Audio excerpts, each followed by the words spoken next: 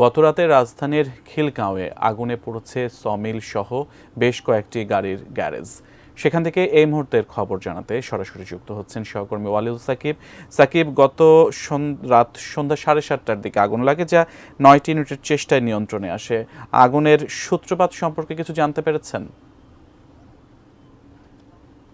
কাল সন্ধ্যায় এই খিলগাঁ তালতলা যে গ্যারেজটিতে আগুন লেগেছিল সেইখানে কিন্তু আমি এই মুহূর্তে অবস্থান করছি এবং ঠিক এই মুহূর্তে আমরা দেখতে পাচ্ছি যে সব পোড়া গাড়ির স্তূপগুলো পড়ে আছে এখানে এবং আগুনে যে ক্ষতিগ্রস্ত হয়েছে সব কিছু সেই দৃশ্য আমরা দেখতে পাচ্ছি। এবং আমরা একটু আগে থেকে যখন এখানে এসেছিলাম তখন থেকে দেখছিলাম যে যারা এখানে মূলত ক্ষতিগ্রস্ত হয়েছেন, যাদের গাড়ি এই গ্যারেজগুলোতে মূলত ওয়ার্কশপগুলোতে ছিল, তারা কিন্তু এখনো পর্যন্ত বারবার এখানে ছুটে আসছেন এবং তাদের যে ক্ষতিগ্রস্ত গাড়িগুলো তারা দেখতে আসছেন এবং বারবার কিন্তু আফসোস করছেন যে তাদের যে খুব দামি দামি গাড়িগুলো এখানে পুড়ে একেবারে ছাই হয়ে গেছে, যে ঠিক 2 ঘন্টার মধ্যে যে অনেকের স্বপ্ন এখানে ভস্ম হয়ে গেছে।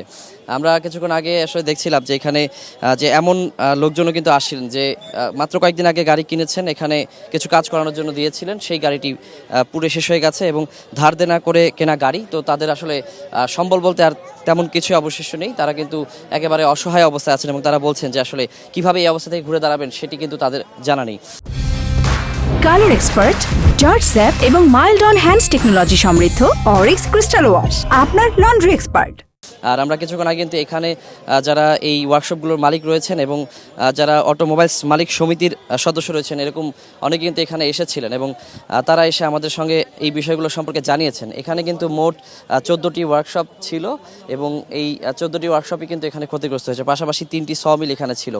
তো যারা এখানকার ওয়ার্কশপ মালিক রয়েছেন তারা আমাদেরকে জানিয়েছেন এখানে এই 14টি ওয়ার্কশপের মধ্যে মোট 16টি গাড়ি ছিল এবং 7টি মোটরসাইকেল ছিল, যার মধ্যে সবকিছুই কিন্তু সবগুলোই ক্ষতিগ্রস্ত হয়েছে এবং তারা এখনো পর্যন্ত যে ক্ষতির পরিমাণটা আর্থিক হিসাব কিন্তু এখন পর্যন্ত প্রকাশ করতে পারেনি কিংবা হিসাব করে বের করতে পারেনি।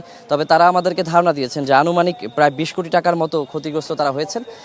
এই যে 16টি গাড়ি, 7টি মোটরসাইকেল ছাড়া যে তাদের যে বিভিন্ন সরঞ্জাম রয়েছে গাড়ি মেরামতের, তো সেই জিনিসগুলো নিয়ে কিন্তু সব মিলে প্রায় 20 কোটি টাকার মতো ক্ষতিগ্রস্ত হয়েছে বলে তারা আনুমানিক ধারণা এই মুহূর্তে প্রকাশ করছেন। তবে তারা বলছেন যে একেবারেই যে আক্ষরিক অর্থে কী পরিমাণ ক্ষতি হয়েছে সেই হিসাব কিন্তু তারা করছেন, তারা পরবর্তীতে সেই হিসাব আমাদেরকে দিতে পারবেন। তবে তারা কিন্তু সরকারের প্রতি আহ্বান জানিয়েছেন যেন এই ক্ষতিগ্রস্ত অবস্থায় তাদের পাশে যেন সরকার এসে দাঁড়ান এবং তাদের পাশে যদি সরকার না দাঁড়ায় তাহলে কিন্তু তারা এই জায়গা থেকে ঘুরে দাঁড়াতে পারবেন না বলেই কিন্তু আমাদেরকে জানিয়েছেন। তো সিয়াম, এই ছিল এখন পর্যন্ত আমার কাছে এই খিলগাঁ তালতলায় এই যে গ্যারেজে আগুনের সর্বশেষ খবর।